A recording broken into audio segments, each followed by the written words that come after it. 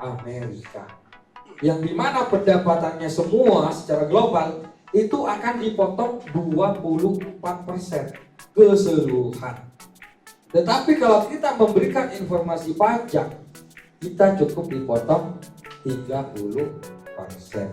Tetapi yang dipotong itu adalah hasil pendapatan video kita yang ditonton oleh negara sana. Kalau yang nonton orang Indonesia ya enggak dipotong. Jadi kalau kita bikin konten kemudian yang nonton orang Amerika dan kemudian menghasilkan dari hasil tontonan mereka, itu yang dipotong 30%. Kalau orang Indonesia yang nonton, kita no free, ya kan? Kemudian kalau kita melampirkan NPWP, itu dipotong 10%. Karena saya banyak adsense, ya kan? Karena yang satu adsense itu atas nama saya pribadi, itu yang kena potong 10%. Kalau yang lain 30%. Jadi jangan khawatir Pak, kalau untuk kita terjun di dunia YouTube, kita nggak usah takut masalah pajak. Dan itu pun belum ada undang-undang yang detail tentang masalah pemotongan pendapatan dari YouTube. Kecuali bisnis digital yang sudah berdiri di Indonesia, Tokopedia, ya, kemudian Bukalapak. Jadi kita beli di situ, kita sudah dipotong juga. Jadi untuk YouTube ini kantornya tetap di Amerika, dan untuk perwakilan Asia ada di Malaysia dan di Singapura. Mungkin ada pertanyaan lagi dari adik-adik semuanya atau ibu-ibu, bapak, monggo. Ya monggo silakan. Untuk batasan pelanggaran pada akun kita itu maksimal berapa agar bisa di ACC moneter? Oke, jadi pelanggaran YouTube itu ada beberapa pelanggaran. Yang pertama pelanggaran pedoman komunitas, kemudian hak cipta. Nah, yang untuk dijadikan syarat tadi, yang paling syarat utama adalah yang tentang pelanggaran komunitas. Kalau hak cipta kita masih ditoleransi. Dan batasan teguran itu adalah 3 kali. Jadi setiap hukuman atau pelanggaran itu ada 3. Hak cipta 1 kali melanggar, ya kan? Itu batasnya sampai 90 hari baru bersih. Belum 90 hari melanggar lagi, teguran yang kedua. Yang kedua belum habis masa hukumannya, kita melanggar lagi yang ketiga. Kita tinggal tunggu tanggal mainnya, wassalam, akun kita di banned atau dihapus secara permanen oleh YouTube. Kalau pedoman komunitas, kemudian kita memang tidak pernah melakukan pelanggaran, kita bisa banding. Saya pernah akun saya tiba-tiba di-remove oleh sistem YouTube. Tapi alhamdulillah saya coba banding dengan pihak YouTube-nya bahwa ini mungkin kesalahan sistem, dan saya mengunggah video yang bermanfaat dan banyak pemirsa dan penonton yang mendapatkan manfaat dari konten saya, dan tolong kembalikan video saya. Alhamdulillah dapat balasan, dikembalikan akun saya. Jadi selagi kita tidak pernah bermasalah atau memang tidak pernah melakukan masalah, kita berhak untuk melakukan ajukan banding. Tuh. Mungkin ada pertanyaan lagi adik-adik di sini. Atau yang minat jadi YouTuber siapa? Kalau memang minat, nanti saya eksekusi bagaimana membuat emailnya, bagaimana editnya, pakai handphone bisa apa enggak. Nah, saya kasih nanti aplikasi-aplikasinya. Monggo silakan, ada pertanyaan. Adik-adik, Bapak, monggo. Masih terkait terkait dengan kita Jumatan. Ya. Waktu kita kan berarti tinggal tidak lama lagi untuk Jumatan. Ya. Mungkin bisa disampaikan untuk teknis kepada adik. Nanti setelah Jumatan kita ada shop khusus untuk kawan dia lebih teknis dan lebih. Oh gitu ya, siap. Berarti untuk teknisi masalah pembuatan channel dan lain-lainnya ke yang sisi dua. Bagaimana? Di sini bisa. Di sini untuk anak-anak mungkin sudah punya channel. Iya. Bagaimana mengelolanya? Oke, siap. Jadi kita langsung ke dalam sesi berikutnya, yaitu mengenal tentang dunia YouTube-nya. Dari mana sih Mas itu YouTube, ya kan? Terus dari mana sih datangnya sumber pemirsa YouTube itu? Nah, saya jelaskan di sini. Jadi pemirsa YouTube itu datangnya dari ini. Yang pertama adalah yang kalian tahu begini. Jadi Mas, gimana? Saya sudah bikin video, saya bikin channel. Terus pemirsanya tuh datanya dari mana? Yang pertama adalah penelusuran YouTube. Seperti yang saya ketik tadi, cara membuat tempe, cara memakai ini, cara ini ya kan. Itu mengetik di pencarian YouTube. Itu namanya sumber trafficnya atau orang yang datang ke channel kita itu adalah penelusuran YouTube. Itu yang pertama. Bagaimana caranya Mas ketika orang mencari supaya video kita muncul? Yang pertama, judul, deskripsi, dan kata kuncinya harus relevan, mengandung kata kunci yang memang keywordnya saat itu sedang lagi viral, lagi naik daun. Nah, itu yang pertama, penelusuran itu. Yang kedua, dari mana datangnya pemirsa kita? Dari rekomendasi YouTube. Nah, rekomendasi itu ada dua. Ada rekomendasi video dan ada rekomendasi fitur belajar. Nah, rekomendasi fitur belajar itu apa? Rekomendasi belajar. Nah, adik-adik mungkin di sini pernah nonton YouTube nggak? Apa deh yang ditonton? Biasanya ada banyak. Musik, apa? Oh, dia tugas-tugas. Kemudian tentang tutorial bagaimana mengerjakan tugas. Oke. Nah, saat adik tadi nonton musik dan tugas-tugas, sudah capek nonton YouTube, matikan handphone, kemudian buka YouTube lagi. Apa yang ditampilkan perdana di beranda? Sejenis atau beda? Sejenis. Berarti YouTube menyarankan video lain kepada kita yang sesuai minat kita. Jadi nggak salah orang kan? Nggak mungkin kan? Pernah deh sampai nonton musik, kemudian yang disodorkan masakan, pernah nggak? Atau bola gitu kan? Ya, tuh. Jadi YouTube adalah sistem yang tidak pernah salah sasaran. Jadi YouTube akan menyarankan, menyodorkan video sesuai minat kita. Itu yang kedua. Yang ketiga adalah rekomendasi video. Saat nonton YouTube, di bawahnya kan banyak tuh video. Itu namanya rekomendasi video. Kemudian ada juga sumber eksternal. Nah, eksternal itu dari mana Mas Imam?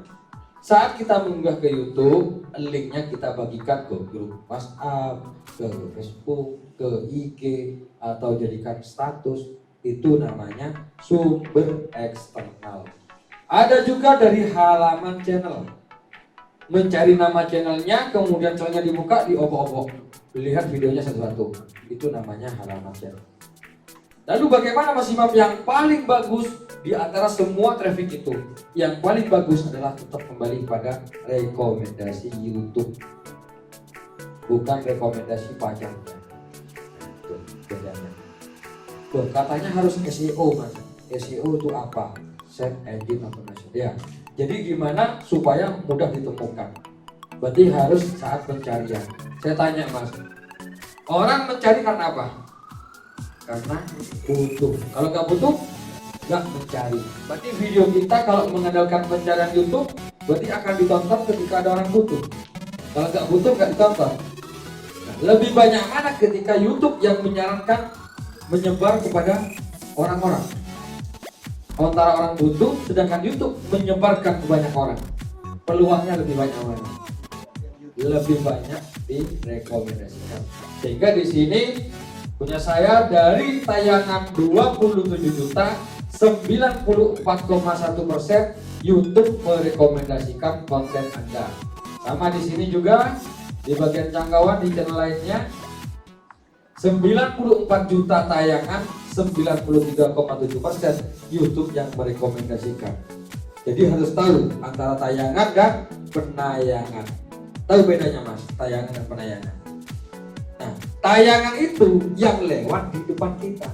Tayangan lewat di beranda, lewat di bawahnya, itu tayangan. Kalau penayangan itu yang diputar, yang diklik, yang diputar itu adalah penayangan. Jadi tayangannya sudah 94,9 juta, yang ngeklik 3,8%-nya, sehingga saya mendapatkan tontonan penayangan 3,6 juta. 3,6 juta kali ditonton orang dalam waktu 28 hari. Nah, bagaimana supaya kita direkomendasikan oleh YouTube? Caranya bagaimana? ya kan? Contoh, Mas ini pedagang bakso A, saya pedagang bakso B. Yang Mas ini baksonya enak, mantap, ya kan? Harganya murah, bersih. Saya tempatnya kotor, mahal. Nah, kalian sebagai YouTube merekomendasikan mana caranya? Yang murah, yang bersih tentunya. Itu penilaian manusia. Sudah tahu, melihat secara kasat mata, ya kan? Secara langsung, ya. Tapi kalau YouTube, setiap kita video yang kita unggah, apakah ditonton satu-satu sama karyawannya? Tidak mungkin. Beda dengan penilaian panitia lomba yang dimana melihat dulu dan panitia lomba bisa disogok. Tapi kalau mesin YouTube nggak bisa. Jadi mesin YouTube akan melihat video kita bagus itu dari mana. Pertama, jadi bagaimana supaya direkomendasikan oleh YouTube. Nah, di sini kita sudah dapat tipsnya. Anda dapat meningkatkan YouTube menyarankan konten Anda dengan meningkatkan rasio klik tayang dan waktu tonton video. Nah, ini dengan Mas siapa? Mas Bayu. Kalau nonton YouTube nggak suka langsung skip nggak? Iya. Berapa menit yang kira-kira? Berapa detik? 1 menit lah. 1 menit minimal ya. Bahkan nggak sampai 1 menit nggak suka geser. Kenapa digeser? Karena nggak minat atau nggak suka. Nah, itu menjadi salah satu penilaian YouTube. Algoritma YouTube tuh melihat biasanya ketika nggak betah nonton berarti itu jelek, ya kan? Kalau yang betah nonton berarti bagus. Jadi YouTube itu melihat menilai video kita itu dengan cara polling, ya kan? Polling. Oh, ini video yang rata-rata ditonton yang betah, diambil, ya kan? Disebarkan ke orang. Oh, ini yang nonton betah, oh diambil, disebarkan ke orang. Oh, ini videonya kok sebentar yang nonton berarti jelek. Padahal video itu bagus. Tapi yang nonton sebentar. Kenapa? Satu, mungkin karena tidak baik di awal. Kenapa saya tadi bilang paling bagus rekomendasi daripada yang lain? Kalau kita mengandalkan eksternal atau kita share, ya kan? Linknya kita share ke teman-teman atau satu grup fakultas ini, tapi mereka tidak sesuai sasaran. Akhirnya apa? Videonya ditonton sebentar. Sehingga sama mesin YouTube dianggap jelek. Akhirnya susah naik. Tapi beda kalau kita memang benar-benar membuat konten kita itu semenarik mungkin, sebentah mungkin orang, sehingga mendapatkan kemungkinan besar YouTube mengambilnya dan menyebabkan kemenangan. Itu dari sumber traffic YouTube. Itu yang paling bagus. Jadi jangan sibuk ketika adik-adik di sini sudah memiliki akun YouTube masih sibuk dengan SEO, ya kan? Itu salah besar. Yang benar adalah tampilannya, thumbnailnya, dan juga dari durasi.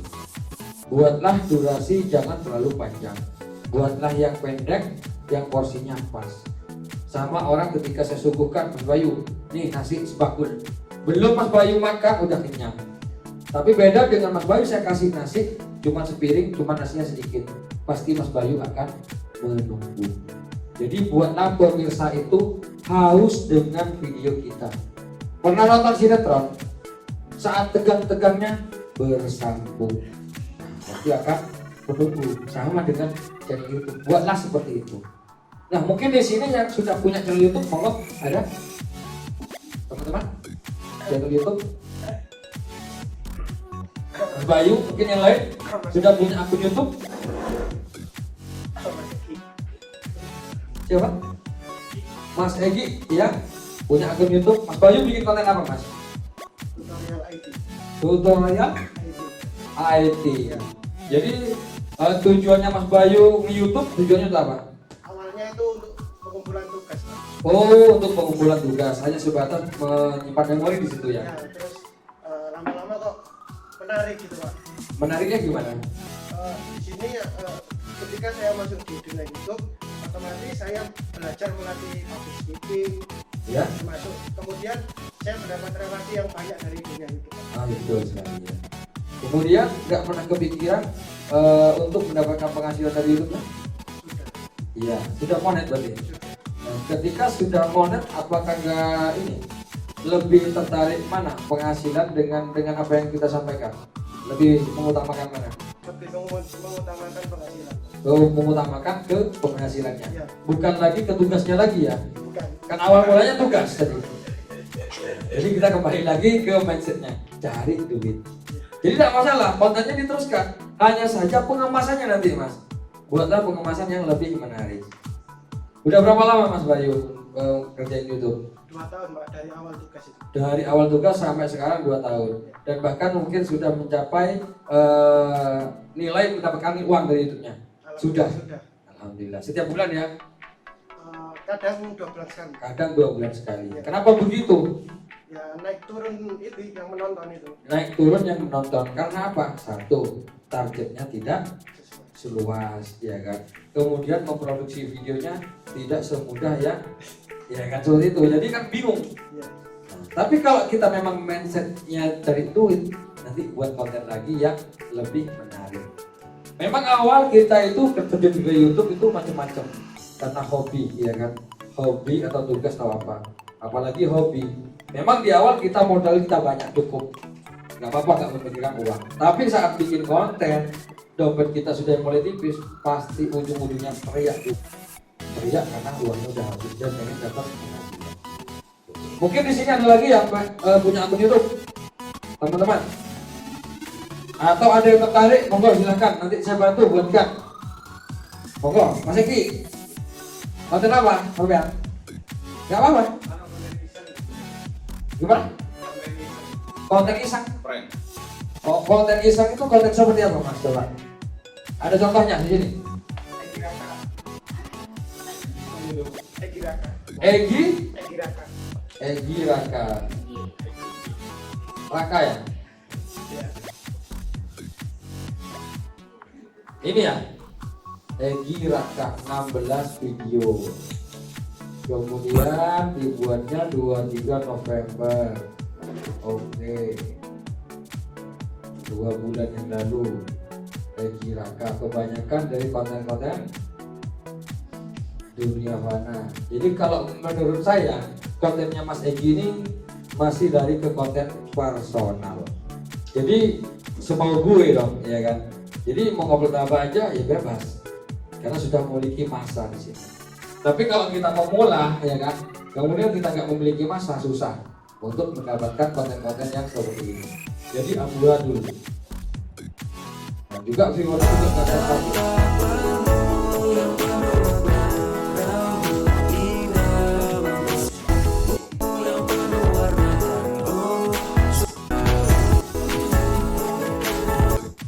Sudah monet Mas.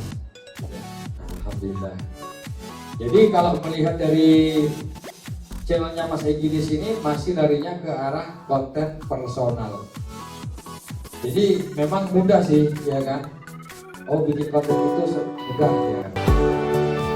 Kalau kita lihat di sini, ya kan, dengan konten yang maaf Mas Egi ya, nggak apa-apa saya ulas ya, saya baca. Jadi instrumen kebanyakan orang yang suka tentang musik. Nah, ibu-ibu yang nggak suka musik nggak mungkin nonton, anak kecil nggak suka nonton. Tapi kalau kita memang cari duit, ya kan, saya contohkan seperti ini.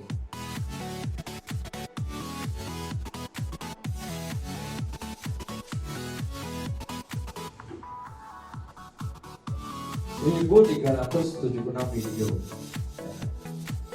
Banyak Mas videonya 1000 ya. Nah, tapi bikin videonya semenit.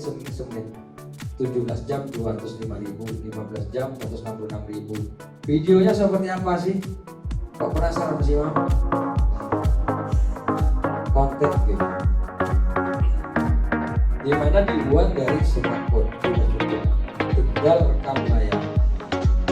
Cuma kayak gitu doang.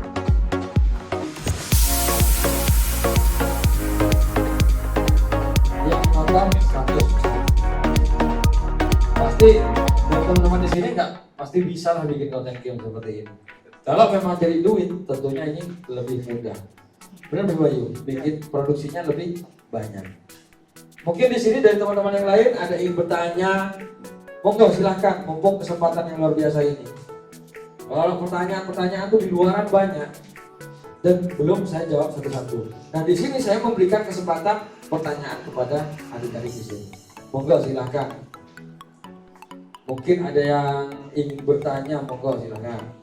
Bagaimana cara membuat emailnya Mas? Bagaimana cara membuat channelnya? Monggo silakan. Mumpung saya ada banyak tips yang bisa membantu membuatnya. Monggo.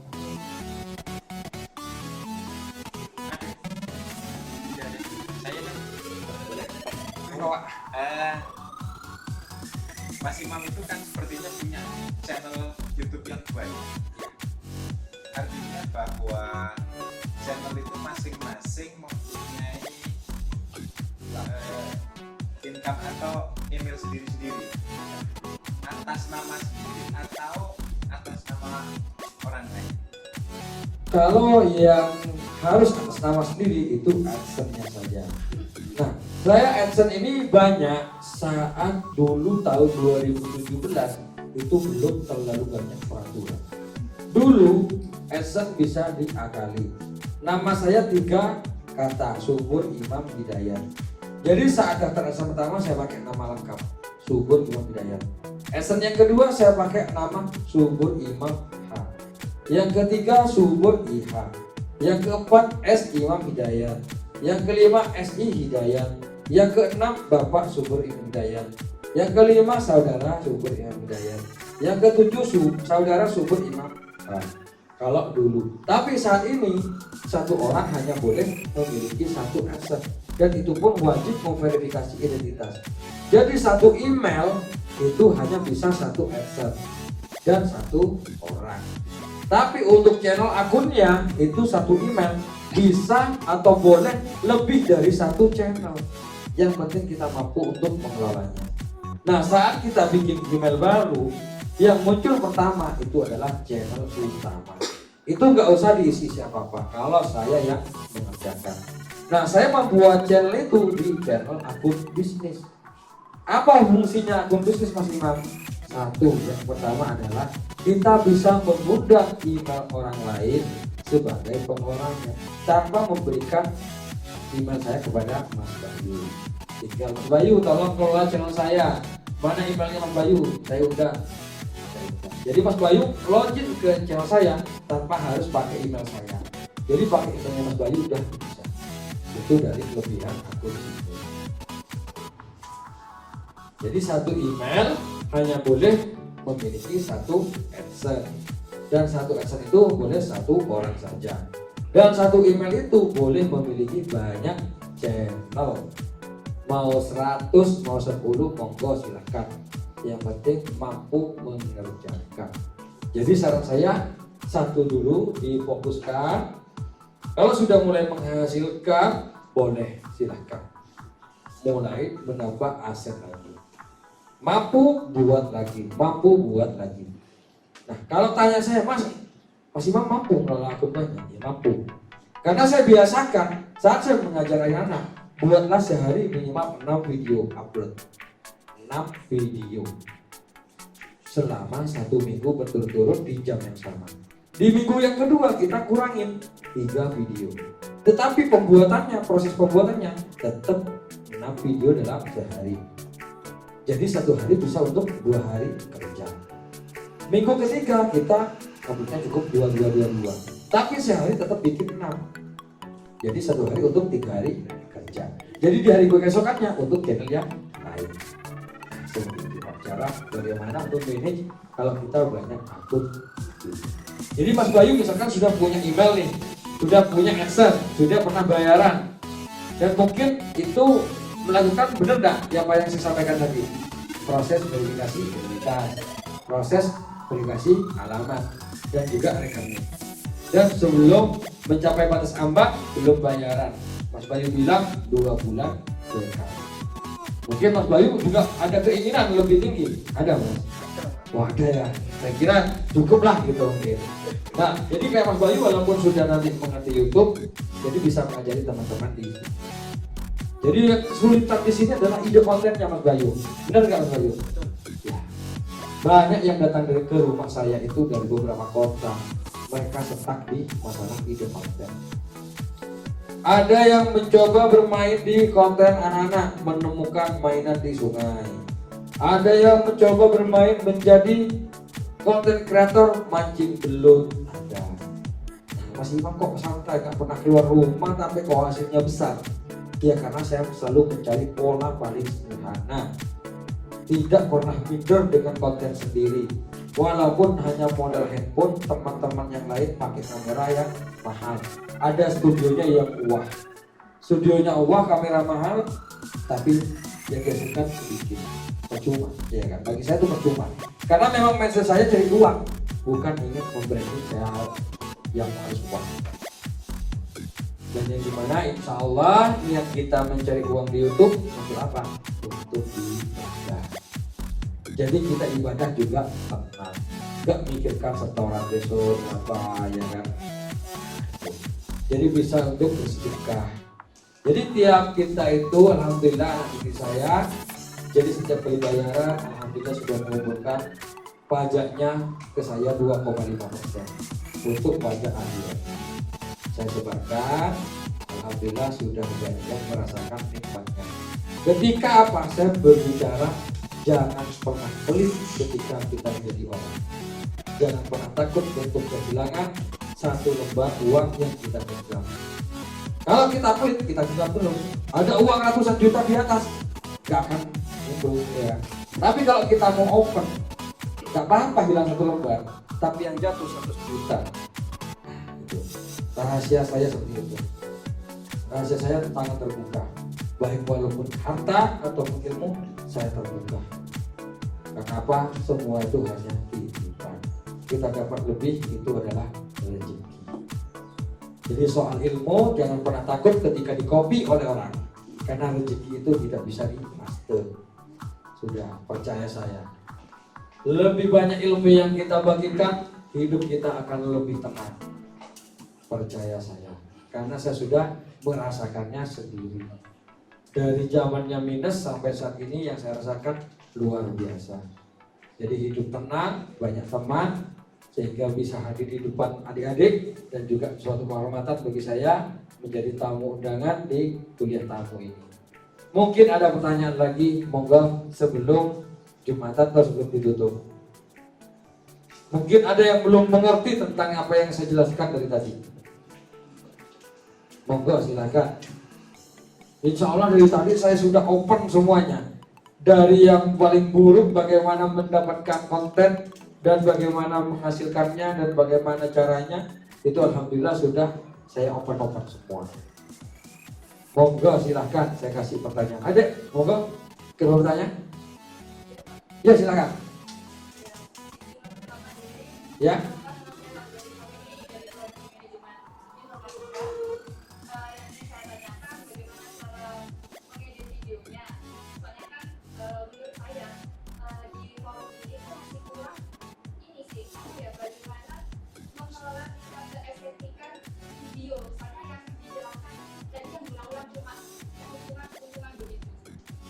Oke, bagus. Jadi yang saya jelaskan tadi di sini, bagaimana kan kembali lagi ke pokok awal dari workshop ini. Workshop ini adalah workshop bagaimana mendapatkan uang puluhan juta, bukan bagaimana menjadi seorang videographer. Jadi saya jelaskan tadi. Jadi contoh-contoh videonya kan saya jelaskan. Jadi channelnya cukup yang simpel-simpel aja. Jadi yang saya mungkin tadi ada yang belum hadir ya di sini ya. Oh hadir ya. Jadi contohnya seperti ini ya saya syuting, ya kan? Cuma Nah, kalau bikin 6 gimana gitu. hah? Bingungnya kalau tadi misalkan sehari 6 gitu. Oh, bingungnya sehari 6. Iya, banyak video sehari 6. Hah? Maksudnya ini tadi kan mungkin tadi kan misalkan kita pemula gitu. Oke, siap. Hanya itu Karena kenapa harus 6? ya cara membuat, maksudnya bukan membuat ya. Maksudnya Memanagenya. 6 itu bagaimana, maksudnya yang nggak harus 6 mungkin ya, nggak harus 6. Tapi Bisa memproduksi. iya begitu Mas. Nah, itu kembali lagi ke poin yang 5. Kalau yang 5 poin ini terpenuhi, pertama abadi, yang kedua adalah gak pakai modal, ya kan, target luas, yang keempat fleksibel, tidak harus memiliki keahlian khusus, dan yang kelima adalah kapan saja, di mana saja. Kenapa susah bikin 6? Pertama, kebanyakan adalah di biaya produksinya, apalagi pakai modal. Gak mungkin Mas Imam saya harus 6. Satu video saya menghabiskan sekian puluh ribu. Atau Mas Imam saya susah karena ngeditnya harus pakai aplikasi yang susah, pakai Adobe Premiere atau Filmora atau yang mana. Nah, kembali lagi ke skema segitiga. YouTube butuh video yang original, hanya butuh original dan tidak melanggar. Pemirsa butuh yang ada nilainya, menghibur dan bermanfaat. Jadi kita memproduksi video jangan terlalu sibuk dengan kepuasan pribadi, bukan untuk kepuasan panitia lomba. Itu beda dengan jadi kepuasan pemirsa. Jadi nggak harus wah-wah banget ya. Contoh ini ya toh amalan supaya cepat lunas hutang ya. Lunas hutang, contoh. Insya Allah kalau konten kayak gini banyak yang mencari. Nah ini contoh dari salah satu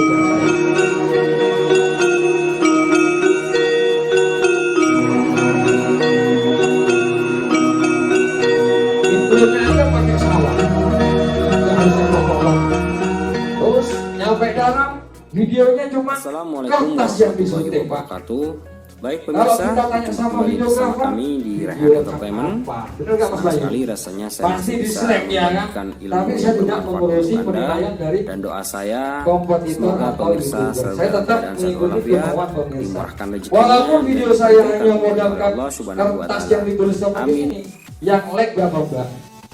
8.300. Yang tidak suka berapa Mbak? 243. Arti kata video saya bagus atau tidak?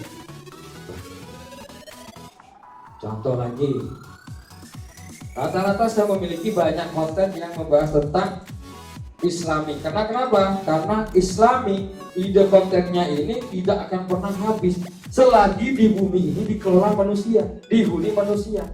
Gitu. Beda dengan tutorial atau review handphone, yang dimana ada handphone baru pasti akan basi handphonenya lama. Apalagi mention kita itu adalah mencari duit dengan tema yang sama, workshop bagaimana mengalirkan uang puluhan juta. Jadi kecuali kita nanti ada workshop bagaimana membuat video kita wah atau cara memproduksi video, itu mungkin videografer yang menjadi narasumbernya. Kalau tanya saya, buatlah yang simpel aja videonya. Jangan terlalu sibuk dengan kepuasan diri kita atau sibuk dengan kepuasan panitia lomba. Itu jangan. Jadi buatlah yang konten sederhana. Jadi walaupun hanya model kertas seperti ini, 4 zikir dahsyat, 10 baca sebelum pagi, sholawat pendek namun Sehat, luar biasa. kelancaran rezeki, keselamatan, serta dipanjangkan umur. Jadi satu channel, satu video ini memproduksinya banyak sehingga bisa banyak channel. Beda channel kan sampai tadi Mas. Mampu saya bikin 20 aja mampu bikin kayak gini. Tripod, kertas, udah bikin. Karena mencari uang. Mungkin ada lagi? Monggo silakan. Iya, Mas. Pertanyaan ini apakah berpengaruh upload pada jam tertentu terus konsistensi setiap hari? Betul sekali. Kalau kita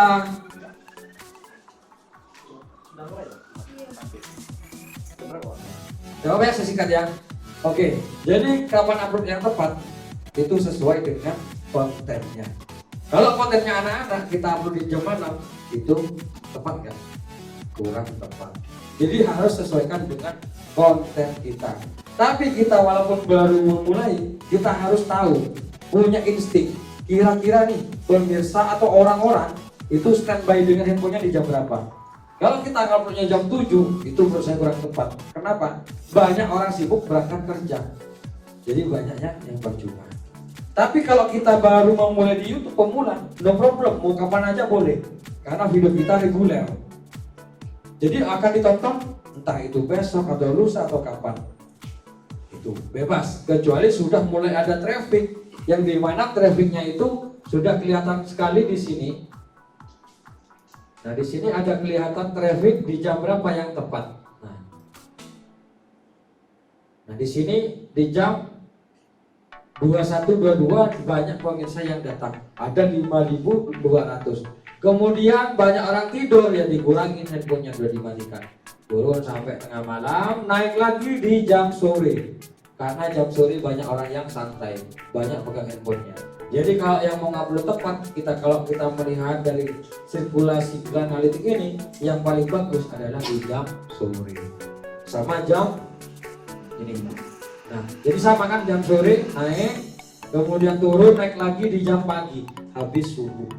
Banyak orang standby dengan handphonenya, banyak orang habis sholat standby dengan handphonenya. Jadi jam 5 pagi sama jam 5 sore itu kan paling bagus. Kalau jam 7 kurang bagus. Itu pengalaman saya. Mungkin ada pertanyaan lagi? Nah, jadi mungkin kita akan berjumpa kembali, atau mungkin ada teman-teman di sini yang belum paham, bisa langsung datang ke rumah. Rumah saya Tabet, dan kontaknya bisa tanya sama Pak Eli. Mungkin ada yang belum paham, silahkan. Jadi saya akhiri dan mohon maaf jika ada kata-kata saya kurang enak di adik-adik ya. Dan semoga apa yang saya bagikan kali ini ilmunya semoga benar-benar bermanfaat, barokah untuk kalian semua, dan semoga rezeki saya juga nular ke kalian semua, dan semoga bisa bermanfaat di dunia nantinya. Terima kasih, saya akhiri. Wassalamualaikum warahmatullahi wabarakatuh.